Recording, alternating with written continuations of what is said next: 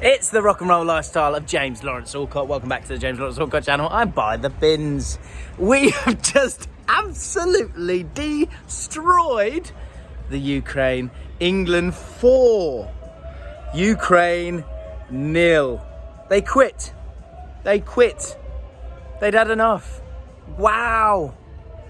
Are we gonna, can we decide that we're good now? Can we confirm that we're good now? Unbelievable. I think we got lucky. Because fortunately Jadon Sancho's transfer to Manchester United went through quickly enough that he is now a Premier League player, which allows Gareth Southgate to play him, because of course Gareth doesn't watch the Bundesliga and will only play Jadon Sancho once he's a Premier League player. That's obviously nonsense, guys. Before we get to this video, if you think it might be, and I'm going to say it now. Actually, I'm not going to say it, but you know what I'm thinking of. It's on, right? It is on. If you think it's on, hit the like button, subscribe to the James Allcott channel if you want it to. COMIN, another letter, home. What a performance. Start to finish, utter domination. We went with the 4, but I think the important thing is that we played with a kind of 5 up top. That was the big thing for me, and from the start we were pretty electric, to be honest, kind of moving it side to side again and again and again. It was brilliant, wasn't it? Wasn't it so good? We were so good, guys. I'm going to have to try and do a video tomorrow. I have to, because we've got to talk about this in detail, because this was utter dominance. Now, you saw in my preview that I didn't rate Ukraine. I didn't think they had much. I didn't think they would offer much. The only moment that they offered, and the only respect that I can give to them, is about 30 minutes in. I think it's Krzyzov. I think that's how you say it, Krzyzov, the centre-back number 4 for Ukraine. He came off and there's a decision to be made. Of course, they're 1-0 down and England are just running the show. And Shevchenko made a brave call there in terms of bringing on a left winger, taking out that centre-back, and it came down to the fact that that was going to either get them back into the game or it was going to open up gaps for us. That was kind of true, but in terms of, like, again, how Southgate would have scripted this, he would have gone, let's get an early goal, and then they've got to kind of think twice about what they want to do, because their aim was just to long out the game, right? Just to hang in there, to defend deep, and then maybe you can get something on the counter-attack. They were utterly useless for about 30 minutes. But then for the last 15 minutes of the first half, they were much better. Much better in how they played. Because they kind of went for it a little bit more. They committed a few more bodies forward. And it was one of those where I think it got a bit complacent with the opposition, with us, where we were like, it was just so easy that we had to sort of re-engage ourselves, you know what I mean? Like, wake up again. And so when it went in at half-time, that was the concern for me, was that we'd been so dominant. Yes, they'd had the ball at times, and the possession actually was 52% to 48%, which I was surprised by. But overall, I thought we were fantastic. I loved the way that we moved it about. I loved that Kyle Walker stayed high. Luke Shaw was stunning. And we were just talking about it at the end of it. We'll go through the goals in a second. But in terms of man of the match, let me know, guys, who is your man of the match for this game? For me, I'm struggling because there's 3. Because when we go through the goals, there are 3 men that are integral throughout.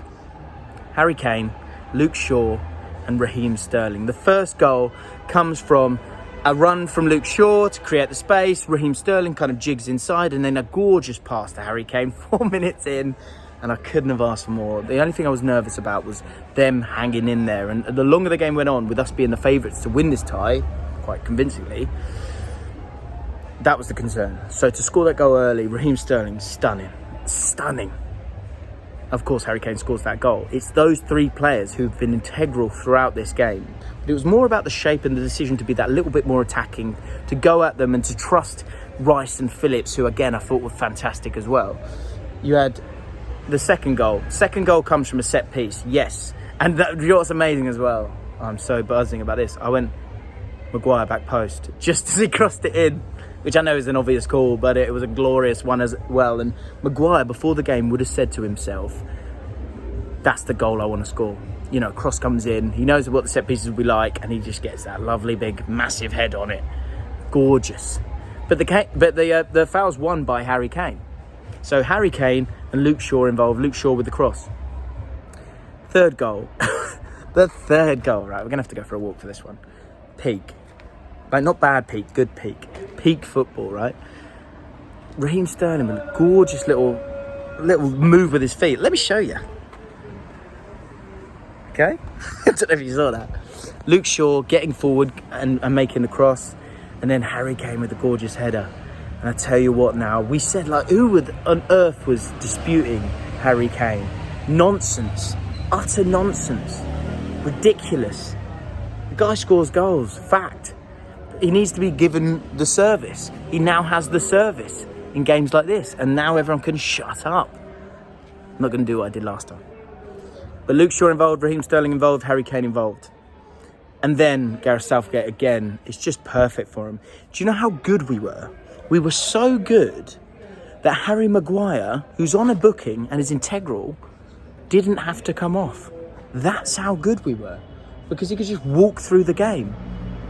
Ridiculous. Henderson scores his first goal for England. You could not write it. 4-0 victory. I tell you what, perfection. Complete perfection.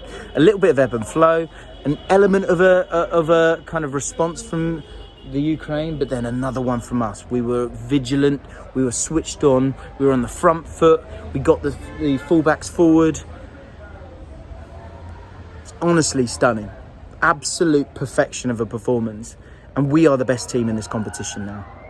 I know I try and be reasonable and calm, whatever. We are the best team in this competition. We've got the best squad in this competition. And we've got the freshest squad in this competition. We've got the fittest squad in this competition. We've got the most quality in this competition.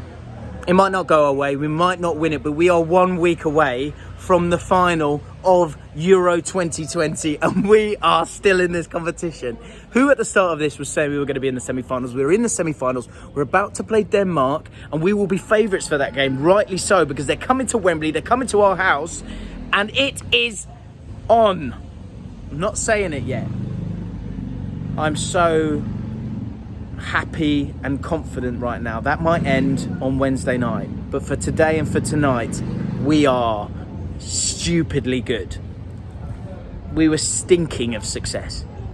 So good. And look, Bellingham comes on, Calvert-Lewin comes on for a few minutes, Rashford comes on. It was that easy. And that is how good our squad is. These kind of players can come on and it doesn't matter. Like the video, subscribe to the channel. It's on. It is on. We are 1 week away. Come on, England, let's go.